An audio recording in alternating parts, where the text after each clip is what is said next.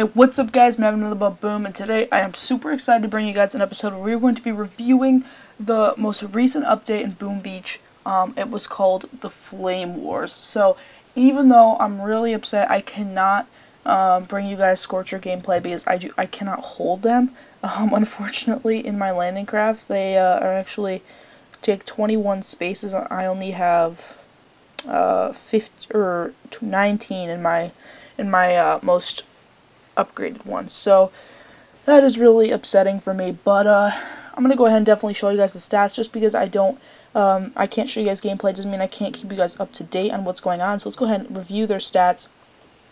Scorcher, level 1, health 25,000 plus a 7,500 boost.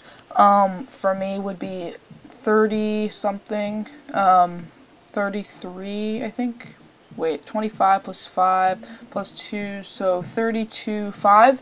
And then you have damage per second, 350 plus another 101, so you have 350, 150, which is actually really nice. So everything must burn. The Scorcher's a massive armored unit with hence the ton of health, with a short range and attention span. So basically it'll attack a building for up to 3 seconds, I think it is, and then it'll move on.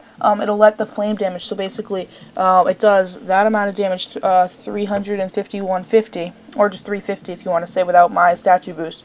It does 350, but then it does another 1,050 extra burning damage over 5 seconds. So it knows that that building is going to be taken out over the next 5 seconds, so it just moves on.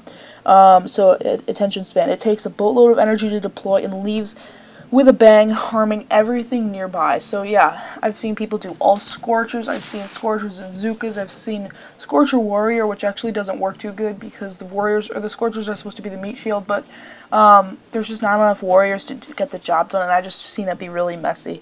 And the Scorchers just get taken out too fast, and then those shock launchers focus the warriors, and all that just did not work very well. So, but yeah, unit size is 21. Like I said, I have 19, so I can't hold them yet. Training cost is 25k. Training time, and that doesn't change, I believe, every level. The stuff that does change is the health and the damage per second. That's it.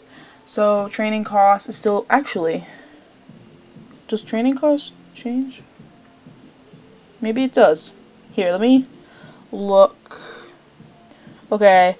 Training cost is 1,100. Yeah, I think training cost does change. So the things that change would be the health, the training cost, and the damage per second. But the training time, movement speed, range, all that's the same throughout all the levels. But the only thing that makes them different is the you know, how much they can withstand and how much they could do, obviously. So I figure let's go ahead and review the rest of the update and its features. But in the meantime, let's go ahead and do a raid. There's a 44. Yeah, we can do a 44.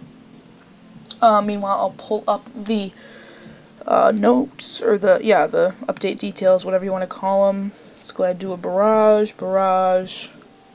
artillery. And we can go ahead and take a look. So we have update the Flame Wars. I'm going to actually go ahead and drop my troops so I don't have to do that while I'm reading. Alright, so let's go ahead and throw a shock bomb there. Update the Flame Wars. We have the Scorcher is a massive armored unit with a short range and attention span. This is actually what I just read to you. It takes a boatload of energy to deploy and leaves with a bang, harming everything nearby. I'm actually just reading this off of the forums, guys. If you want to go ahead and go there to see it. I believe it's also just on the App Store, but if you want to go ahead and go there to look at it, just feel free. Available at HQ 18 because they want something cool that people unlock at every HQ level. So basically what that means is, or what I'm thinking that means, is there's going to be either a defense or a troop that people are going to be able to unlock at each HQ level, and they're saying we're getting there. So they have the Grenadier for 16, and they have, that base is actually going to go.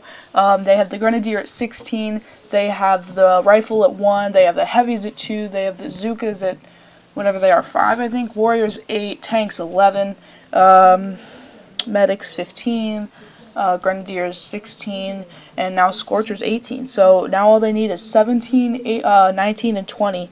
And then of course there are those spaces in between where there's not troops, but I didn't talk about defenses, and there are some in there. And actually, there is something for 17 because it's the shock launcher. So all they have left to fill is HQ 20, HQ 19, and yeah, that's it. Because you do get an extra shock launcher at HQ 20, but you've already had one at HQ 17, so yeah. And I mean, same with landing craft, but you've already had 7 landing craft, so yeah. New stuff. That was the new troop. That was the main thing. New stuff. New power base tactical note system. Let's go ahead and take a look at that. As you can see, somebody just wrote kill, kill, kill because that's what happened, and actually that's what we have on all of them. But if you did want to, if you're an officer or above, you can write a note to your task force about what to do on that specific base. This is Charleston. This was one because we only had that much intel to do it. I'm actually in a feeder right now for another clan or another task force. But anyways, chat with your task force while spectating operation attacks. I actually had no idea you could do that. I haven't tested that out yet, that's actually really nice. So, see information about your attacker's statues, which is nice. So I'll go ahead and go over here, and you can go ahead and just see. So like this guy I defended against, he had plus 33 troop damage, plus 28 troop health, plus 56 gumbo energy. He lost, and then he came back again and raided me again. That time he probably used power powder because that time he had 55%, 56, and 82. So yeah, he definitely needed to boost to beat me there. But anyways, next we have several new power base layouts. Can't really show you guys that, but you definitely will be seeing a bunch of different things throughout your operations. Sorry about that. Find new wildlife on your island. There was butterflies here. Oh yeah, there they are. That's new. And then some people have been seeing crabs. I haven't found one yet on mine. There's actually a pelican there, which looks nice. Or whatever that is. A seagull? I don't even know. Anyways, female villagers. Let's see. Where are female villagers? There you go. Yeah, you can see the guys with the brown hair and the females kind of have like that orangey kind of tan color. Yeah. New gumbo upgrade visuals. That definitely looks different, and then same with the landing crafts. Flamethrowers also look different, so just, a lot of visual upgrades. Summary dive location while exploring its depth. Oh, so now you can go over here and look, I believe, while it's diving. I'm trying to find a dive point. Oh, there's one. So I can now look in here and see what I want to do while he's diving. I guess you can't do that before. So the Grenadier now throws faster and further with a slightly increased grenade explosion radius, but the damage per second is the same. So yeah, I mean, a lot of people are calling the Grenadiers garbage, whatever. Hopefully they'll be better now. I have tried them a couple times. It's just insane how those little guys can throw the grenades that far. It just does not make sense to me, but it is hilarious. Statue boost will pause automatically during maintenance. That's cool. So you're not having time taken away from you that you don't really have any control over. Cannons, boom mines no longer deal double damage to tanks, but they do more damage overall. So tanks do have more damage and train faster. I didn't know that, but they do have less health. Okay. So yeah, you gotta have some take for that give there. Operation Intel costs now scale according to the size of your task force. That's interesting. Sabotage price is reduced. Now it's 3. It used to start at 5 and then go up by 5 each time. That was rough, I'm telling you. Now it's 3 and then it goes up per 2 each time, so that's a lot easier. Better pathfinding for all your troops, which is good. Gumbo ability grid when attacking is now pixel precise. So there's no like boxes. Now it's just like you could put it wherever you want, and it's right to the edge of that line. And recommended task force not tell you why they're being recommended to you, which is kind of cool. So you go over here and you say you have friends in this task force, or they're in the same country as you, or they speak the same language as you, and I think those are the only ones right now. But yeah, that's cool. Changes. Matchmaking for 600 victory points and upwards have been changed. Yeah, you're more likely to get attacked. I remember seeing that. Dr. Terror's time has changed. I did that in the last video. There's the information actually as well. Officers can only kick a task force member over 20 minutes, so nobody goes on a kicking spree and trolls. Like, I hate when that happens. If you leave a task force at any point during an operation, even if you come back before the operation finishes, you will not receive the award. So the reward. So you have to remain loyal to that task force if you do want to get the reward. And the landing craft, the colors, or not the landing craft, relating to that, well, the landing craft colors are improved, but relating to what I just said, you can only join 10 task forces per day. So the people who, just switch like every single day, you can't really do that anymore. Sabotage button grays out when sabotage is happening. That's really minor. And yeah, just a lot of glitches and bug fixes.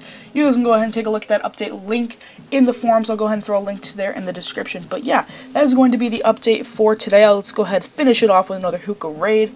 I'm going to go ahead and take a look at how long. Yeah, we're at 10 minutes. Not bad. Go ahead and take out this 41. I didn't even see him there. Alright.